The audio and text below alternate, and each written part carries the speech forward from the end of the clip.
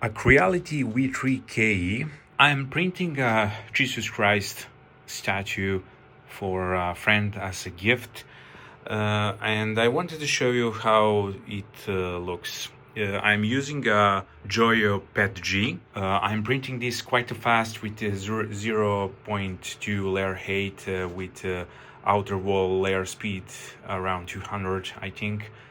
I'm using 3 supports, as you can see. The only mistake which I see is the finger, which is quite problematic in this model, but overall everything looks really pristine.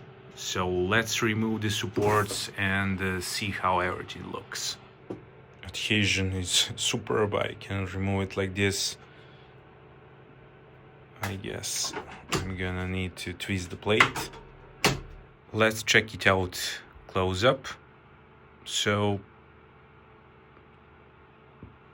for 0.2 layer height, this is around 160 millimeters tall figure. Considering all these details are superb. There are no mistakes except the finger, which I'm gonna glue. I found the part. Realistically, when you look it like this from normal distance, it looks really amazing.